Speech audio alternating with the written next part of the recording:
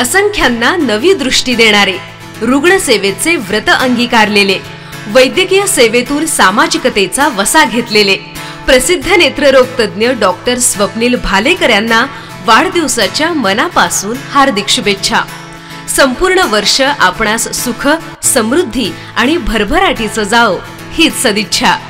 शुभेच्छुक संपूर्ण संवाद वाहिनी आणि संवाद लाईव्ह टीव्ही परिवार। नमस्कार, संवाद लाईव्ह टीव्ही मध्ये आपले स्वागत। पुणे जिल्ह्याच्या गावखेड्यातील महत्त्वाच्या बातम्या पाहूयात आमच्या खास बुलेटिन मधून। आपलं गाव आपली बातमी।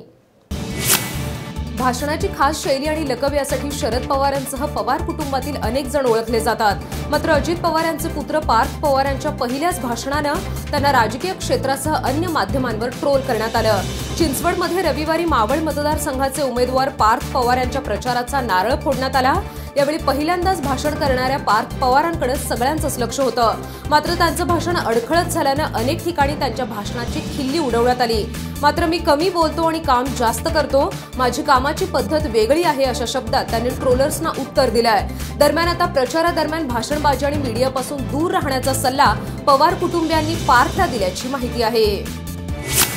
भाजप सेना युतीने मराठा समाजाची फसवणूक केली, अनेकदा आश्वासनं दिली, मात्र त्याची पूर्तता केली नाही असं म्हणत या दोन्ही पक्षांच्या उमेदवारांना मतदान करण्यात येणार नाही असं मराठा समाजानं स्पष्ट केलंय। पुण्यात मराठा क्रांती मोर्चा समन्वय समितीची राज्यव्यापी बैठक झाली। या बैठकीत या संदर्भातील ठराव करण्यात आला। दरम्यान काँग्रेस आणि राष्ट्रवादी काँग्रेस या पक्षातील ज्या नेत्यांनी आरक्षणाला विरोध केला त्यांनाही मतं देणार नसल्याची भूमिका समाजानं मांडली आहे। राज्यात 5 कोटींपेक्षा अधिक मराठा बांधव आहेत, त्यामुळे 5 कोटी पत्रकं छापून आरक्षणाबाबत राजकीय पक्षांच्या फसवणुकीची कहाणी सांगणार असल्याचंही या बैठकीत सांगण्यात आलंय। आगामी निवडणुकांसाठी पक्षांचे उमेदवार जाहीर होऊ लागले तशी एकमेकांवर टीकेच्या फैरीही झडू लागल्यात। पिंपरीमध्ये शिवसेना भाजप कार्यकर्त्यांसाठी आयोजित केलेल्या संयुक्त बैठकीत पालकमंत्री गिरीश बापट यांनी काँग्रेस आणि राष्ट्रवादी काँग्रेस आघाडीवर जमके टीका केली आहे। काँग्रेस आणि राष्ट्रवादीपेक्षा काळू बाळूचा तमाशा बरा, करमणूक तरी होत होती अशी खोचक टीका बापटांनी केली आहे। दरम्यान गेल्या वेळेपेक्षा यंदा युतीचे उमेदवार अधिक निवडून येतील असा विश्वास यावेळी बापट यांनी व्यक्त केला आहे। शिवसेनेचे शिरूर लोकसभेसाठीचे उमेदवार खासदार शिवाजीराव आढळराव पाटील आणि त्यांचे कट्टर विरोधक आमदार महेशदादा लांडगे यांच्यातील वाद आता शमला असल्याचं पाहायला मिळतंय। भोसरीत काल भाजप आणि सेनेच्या पक्षांची समन्वय बैठक पार पडली।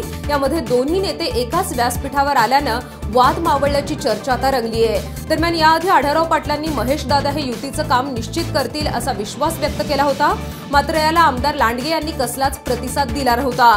त्यामुळे या दोन नेत्यांमधील वाद विकोपाला गेल्याची शक्यता होती। मात्र आता पक्षातील दिग्गज नेत्यांना या दोन नेत्यांमधील समन्वय साधण्यात यश आल्याचं पाहायला मिळतंय। सध्या लोकसभा निवडणुकींच्या पार्श्वभूमीवर काँग्रेस आणि राष्ट्रवादी काँग्रेसमधील अनेक नेत्यांच्या मुलांनी भाजपमध्ये प्रवेश केलाय आणि यावरच पुणे जिल्हा परिषदेचे सदस्य आणि पवारांचे नातू रोहित पवार यांनी फेसबुक पोस्टद्वारे भाजपवर शरसंधान साधलंय। सध्या सत्ताधाऱ्यांकडून मुख्यमंत्री आयात उमेदवार पवित्र करणे योजना सुरू असून यामध्ये व्यग्र असलेल्या भाजपला सर्वसामान्यांच्या प्रश्नाचं काहीच देणं घेणं नाही असा आरोप त्यांनी या फेसबुक पोस्टमधून केलाय। मूलभूत प्रश्नांकडे दुर्लक्ष करत भाजप केवळ गटातटाचं राजकारण करत असल्याचंही रोहित पवार म्हणाले। पुणे जिल्ह्यातील अनेक तालुक्यांमध्ये दुष्काळाची दाहकता आता वाढतच चालली आहे। अनेक ठिकाणी पाण्याचे स्रोत कोरडेठाक पडल्यामुळे पाण्याची मोठी वानवा पाहायला मिळतेय। अनेक गावांमध्ये सध्या टँकरद्वारे पाणी पुरवठा सुरू आहे, मात्र अपुऱ्या पाण्यामुळे अजून पुढचे 2 महिने कसे जातील हाच प्रश्न आता निर्माण झालाय। पुणे जिल्ह्यातील महत्त्वाच्या घडामोडींसाठी आजच आमच्या YouTube चॅनलला सबस्क्राइब करा।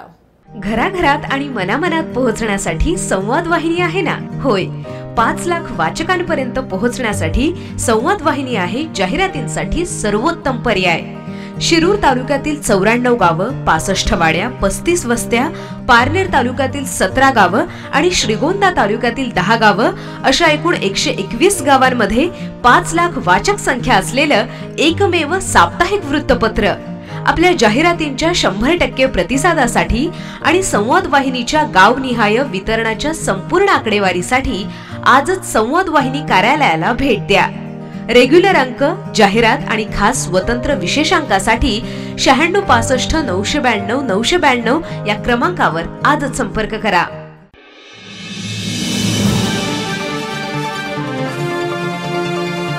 संवाद लाईव्ह टीव्ही, आपला विश्वास, आपलं चॅनल।